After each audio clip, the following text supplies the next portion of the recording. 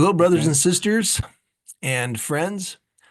We are here today on Iron Rod Radio, where we keep a firm grip on faith.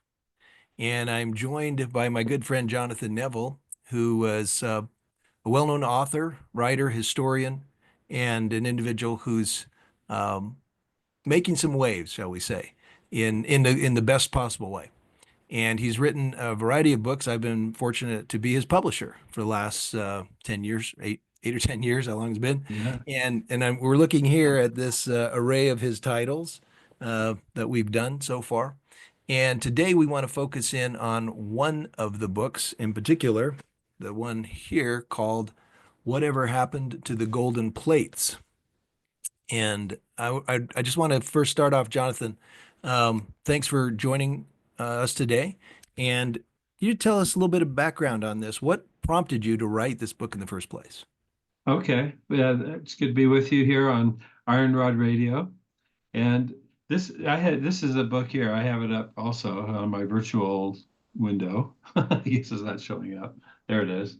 So um, years ago, when I was in seminary, we had an account in one of our books, in our lesson books that we had.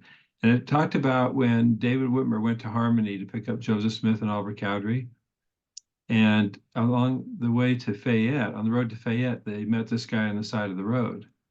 And David Whitmer offered him a ride, and the guy declined, and he said he was going to Cumorah. And David Whitmer said, well, he'd never heard of Cumorah before, he didn't know what it meant. But he asked Joseph Smith, the guy kind of vanished or wandered off. And he asked Joseph Smith who the guy was. And he says, well, he was a messenger who had the plates. And he was one of the three Nephites. And so that story always was in the back of my mind. I thought it was kind of a cool story. They meet this divine messenger of some sort. And I'd kind of forgotten about it over the years because you don't hear about it much anymore in church publications. But then, I don't know, whenever 5 or 6 years ago, I was rereading those accounts and I came across that again. And I had the question, why would the messenger who had the plates be going to Cumorah before he went to Fayette? You'd think that he would be happy to just accept a ride to Fayette, right? Yeah. Instead of walking. And David Whitmer described him as an older guy with a long beard and wearing a wool suit. And he said that he had a knapsack and it looked like he had the plates in it or a book. So he in retrospect, he realized the guy had the plates. So I wondered a couple of things. I wondered, well, why did this guy have the plates? How did he get them? And why wasn't he going to Fayette? So when I researched a little more, I found that Lucy Mack Smith had said that before Joseph, when he was translating the Book of Mormon, one day as he applied the Urim and Thummim to his eyes to look on the plates, instead of having the translation, he got a commandment to write to David Whitmer and ask him to come pick him up. But he had never met David Whitmer. And so Oliver Cowdery said, well, I know David, so I'll write him a letter. So Oliver wrote the letter. And this was all, that part of it was in Lucy Mack Smith's account. And she said that Joseph was concerned about what to do with the plates, and he prayed, and the Lord told him to give him to this messenger. And it's interesting because in Joseph Smith's history, which is in the Pearl of Great Price, I think it's verse 46, I'm not positive, but he says, by prior arrangement, I met with the messenger and gave him the plates. So that kind of fit that part of Hmm. it. But this was in harmony, see? That was in So, harmony. So what you're trying to answer in this book is whatever happened to the gold plates. And so yeah, your first out the gate is, well, they ended up in a knapsack on their way to Cumorah. right. Yeah, that was the first example that we had. But back then, I assumed there was only one set of plates, that all the plates that Joseph Smith translated, he got out of the stone box and took them to Harmony. But then when this story kind of nagged at me, is like I was trying to figure out why would this guy be taking one of the three Nephites, why would he be taking the plates from Harmony to Cumorah before he went to Fayette? Didn't make any sense. Why didn't Joseph Smith just take him in the wagon and just take him to Fayette with him? Well, the short answer is because the Lord told him to give him to this messenger. He had translated the entire set of plates up through the title page, which was the last leaf of the plates. Mhm. And if you remember the story, he and Oliver got to the end and they considered going back and retranslating from the beginning because that was where the 116 pages were from the book of Lehi. And instead, the Lord told them, no, don't retranslate all that. Instead, you have to translate the engravings on the plates of Nephi. So we've always assumed in church history that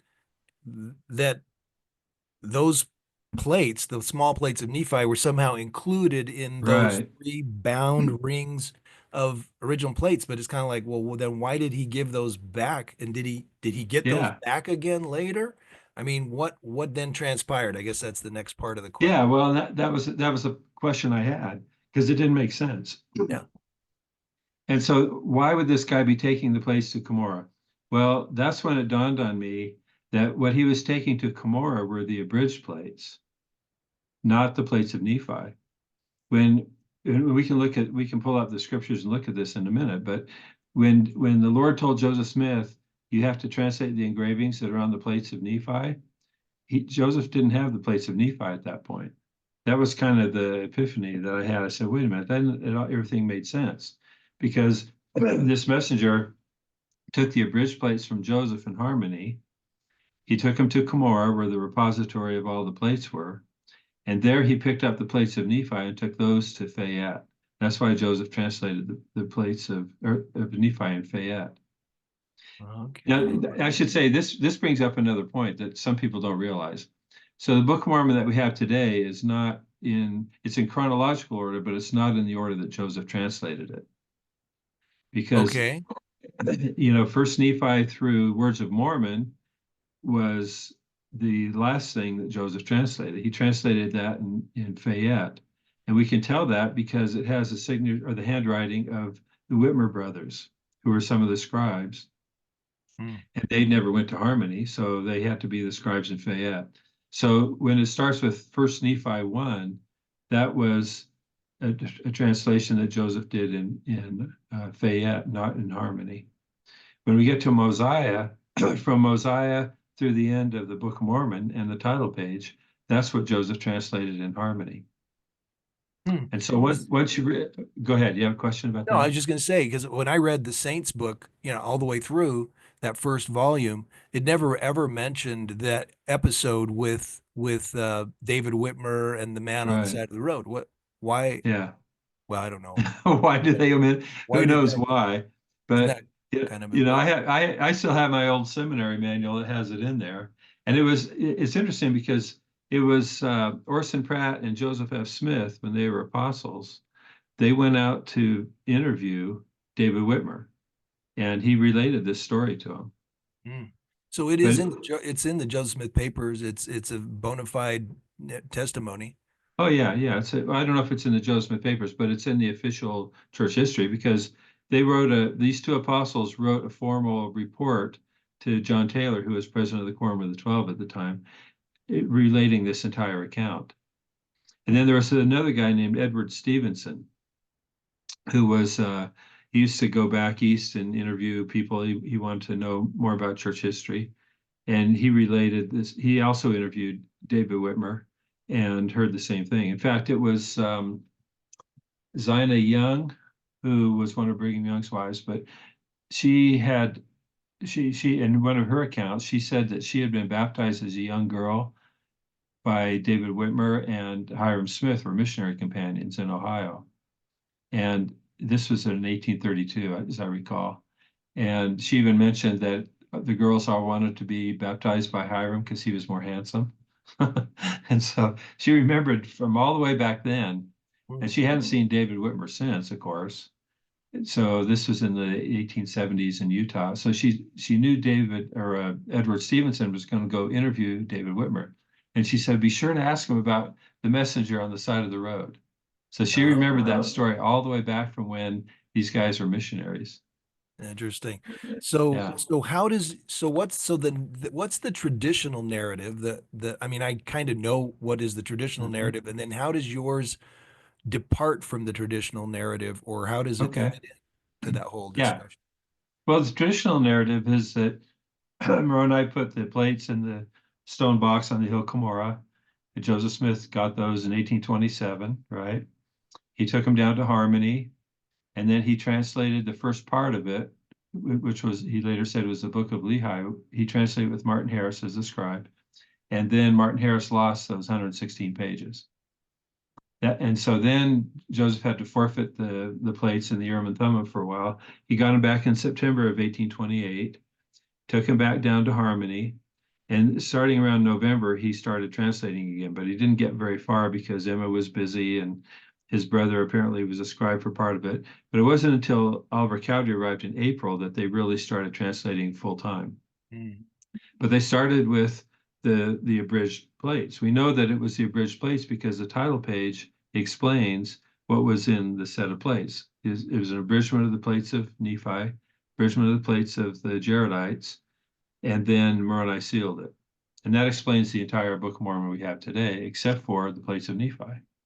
But don't traditionally there's an assumption that, well, the plates of Nephi were just in there. Yeah, there is. Well, I because always we thought do that have the too. plates of Nephi, right? They are part of the plates of Yeah. Nephi, but then what are these small plates and how did they fit in? Yeah.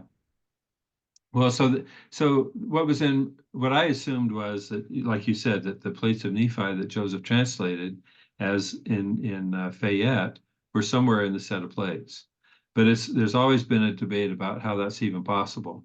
Partly because when they reached the end of the plates, Joseph and Oliver wanted to go back and retranslate the first part, and the Lord said, "No, don't translate that. You have to translate the plates of Nephi." But if the plates of Nephi were in that set of plates, the Lord wouldn't have had to tell them that. They would have just continued translating. The other And thing is, as I mentioned, the title page doesn't say anything about any original plates in that set of plates. So when I got this idea that there were two different sets of plates, and I started looking for evidence of that, it's real obvious in the scriptures and what Brigham Young said and what all these church history sites are. We don't have time to go through all those. They're all in the book. yeah, But I since it's Come Follow Me this year, we're talking about the Doctrine and Covenants. So it turns out, I don't know when this will be posted, but this week we're studying D&C sections 6 through 9. And one of the clues is in section 9. okay. So if you I have it want, right here. should I share my screen and pull it up so people can see Yeah, it? yeah, put it on the screen. Okay. Okay. I'll share the screen here. First off, so this is the lesson for February 3rd through 9th, Mhm. where we talk about the D&C 6 through 9. And here's section 9. If at the very beginning, I underlined the critical parts of it because it says, I'm not going to read the whole verse 1, but it says, the Lord says, I would that ye should continue until you have finished this record, which I have entrusted unto him, unto Joseph Smith. And then behold, other records have I that I will give unto you power that you may assist to translate. So right there in section 9, we're talking about two different sets of records. Okay, now what verse is this? This is verse Which verse? 1 Oh, and the very 2 beginning. Okay, got in it. section 9. Yep. So right here, once I had this idea there were two different sets of plates and I read this and it all made sense. Hmm. Because this record was the plates that Joseph got from the stone box, right, from on the hill Cumorah. And that's the one that what I call the abridged plates, because that's what the title page says they were, abridged plates. So the Lord told Oliver, continue until you finish this record, till you finish all the abridged plates, and then I have other records that I'll give you power to translate. It's pretty clear when he says other records. I know it's real obvious. I mean, So, why do we never see this? What, you know, well, yeah, that's the question. And I think for a long time people thought it was referring to like maybe the book of Abraham or the book of Moses or something like this. But those were records that that Oliver Cowdery helped him assist to translate the same way as he did the Book of Mormon. right, right. So the interesting thing is here, the very next section answered the question. Here's section 10. This is the introduction to it. And then verse 41 is the answer to what those other records are. It says, therefore, you shall translate the engravings which are on the plates of Nephi. And then in verse 42, it says, you shall publish it as the record of Nephi, which is what we have in the Book of Mormon today in First Nephi. And then in verse 44, it says, behold, they, the ones who stole 116 pages, they have only got a part or an abridgment of the account of Nephi. And we know that they had the abridgment of the account of Nephi because that's what the title page said about the abridged plates. Right. So the key here is the Lord is making a distinction between the original plates of Nephi and the abridgment of the account of Nephi. Hmm. And all you have to realize is that when Joseph received this revelation, section 10, he didn't have the plates of Nephi yet. And once you realize that, then all this fits and makes perfect sense. The plates of Nephi, meaning the small plates of Nephi. The That's what first, we call the small plates. yeah, Yeah, what we call, first Nephi through Words of Mormon, right. right? Exactly. And So oh, go ahead. What? no, I was just saying that that's a game changer. Are there other indications that we have besides the, statements in the Doctrine and Covenants, the Yeah, Revelations? well, those Are there other section 9 and 10 make it pretty clear, but there's lots of other indications. And like again, we don't have time to go through all of them because they're in the book. But one of the first ones was, why was this messenger taking the plates, the abridged plates, to Cumorah? It didn't make any sense for him to go to the repository in Cumorah unless he was going to pick up the plates of Nephi there to take to Fayette for Joseph to translate. So what you're But saying is that there's another vault of records at Cumorah that right, housed these other sets of plates. And we do know from testimony of Joseph and Oliver that they did go to the Hill Cumorah and actually enter a room that was filled with right. plates. So there's supporting evidence for that argument. Yeah, that's right. And plus, I mentioned what Joseph said in Joseph Smith history, that he gave the plates to the messenger. But Brigham Young said that Joseph Smith returned the plates to the repository. And he also said that he took the Urim and Thummim when he returned the plates. So there was always this discrepancy in church history about whatever happened to the golden plates. That's why the title of the book is that. Yeah. Because Joseph Smith said he gave them to the messenger, Brigham Young said he took them back to the repository. So Ah, that's an inconsistency and that's now if we resolved have when you two know there's two sets, plates. there's two Yeah, places they could go. that's Okay. right. Yeah. Interesting. And then there's lots of other discrepancies. Joseph's father said he weighed the plates and they weighed 30 pounds. Other people said they weighed 60 pounds. Now I'm just And thinking about Joseph's father, right? He was a barrel maker, right? What do they call that? And he, these are men that work with their hands a lot. They're lifting bales of hay, they're lifting, right. everything. They know the difference between a 60-pound thing and a 30-pound Sure. thing, right? I mean, Sure. it's not like you would just, oops, I'm off by half. That Yeah, I mean, that's right. I'm no expert this way, but I can pick up my wife's suitcase and tell her how close she is to 50 pounds, because I've done Right. it so Yeah, many exactly. times. And so it's not, that's a huge discrepancy, that Yeah. kind of weight difference. So that's just one example of the problems. So on this slide, let me just show you, explain these two different narratives real quickly. The old narrative is that there was one set of ancient golden plates that Joseph translated, and Joseph got them from Moroni's stone box in the Hill Cumorah. That's what we've all thought all along, right? Yeah. And this is a typical example of that. Hopefully you can see that. But the source plates were the small plates, the large plates, and the plates of ether.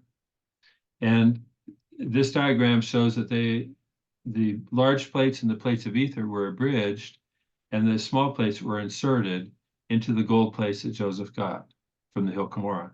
And Right. then that was translated into the Book of Mormon. So the new narrative, reframed narrative, is that there were two sets of plates. The abridged plates in Moroni's stone box that Joseph translated in harmony, and the original plates of Nephi from the repository in the Hill Cumorah that Joseph translated in Fayette. So you just have to realize there's two completely different sets of plates. So I adapted that graphic to show that the small plates were in the depository in the Hill Cumorah, and Joseph translated those in Fayette. But the large plates and the plates of ether that Mormon abridged were in the stone box. And that's where Joseph translated in harmony. Okay, now Okay. that makes sense to me, and it seems to be fairly well supported. Mhm. We have other examples, I think, with people that saw the plates um, Hmm. that do the two groups of witnesses describe the plates differently in any way? Well, that's a good point because there's neither one of them described them in a lot of detail. Because if you read the testimony of the three witnesses, they just saw the angel showed them the plates. But then they made other additional statements down the road. And the eight witnesses, again, their testimony is fairly brief, but they said they handled the plates. Hmm. And very few of, I know Joseph's father said he weighed the plates, and I think maybe Hiram Page made some, extracurricular comments about it, but they never talked about it in much detail. But they did not say, none of them said there was any sealed portion among the eight witnesses. The three witnesses, David Whitmer made a comment that some part of it looks sealed. And they said that Moroni turned the pages and declared that it was an authentic translation. But they didn't really, neither group really described them in a lot of detail, like the thickness or how large they were. The eight witnesses described the engravings as being very fine and curious and so on. Oh, But from what we know about it, it appears that Joseph had showed the three witnesses. Well, actually Joseph didn't show them. It was the angel Moroni that showed it. And that was in fulfillment of the prophecies in the Book of Mormon that there would be three witnesses, as well as in the Doctrine and Covenants, section 17. The eight witnesses, that was never part of the scriptural prophecy that there would be eight witnesses. Now, interesting. in First Nephi, I think, or Second Nephi, I think it says that there would be three witnesses and maybe other people could see them, but it doesn't specify the number.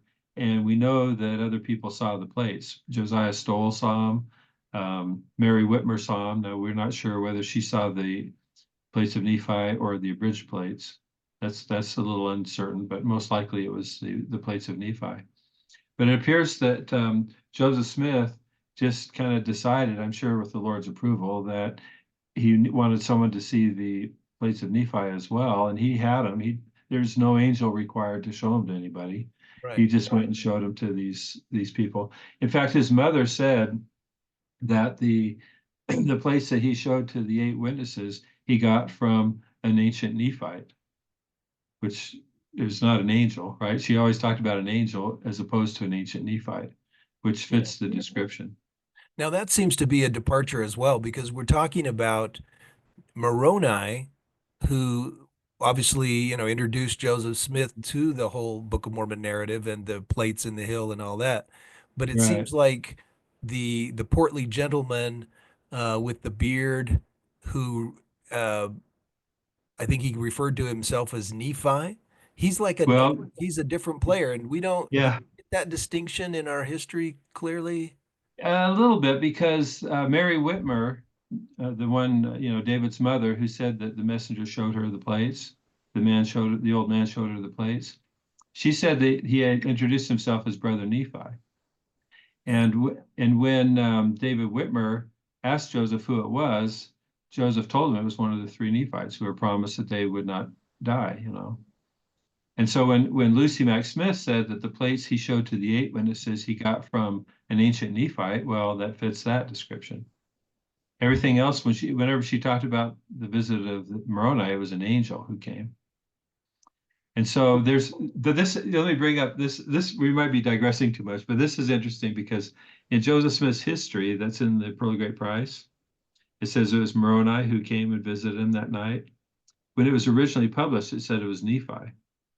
So Oh, this has always been an issue in church history because critics say, well, Joseph didn't get his story right, etc. And so later on in the 1850s, I think it was, church historians changed that narrative to be Moroni because Albert Cowdery had said it was Moroni. mm, Well, it's easy to, his history that was published in the Times and Seasons that's now in the Pearl of Great Price, Joseph Smith didn't write that. His scribes wrote it and kind of submitted it to him for his review.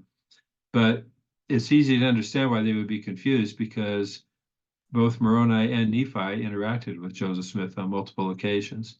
And Brigham Young actually wrote a letter to his son explaining all this, and which I included in the book, so people can see why these things can be confused.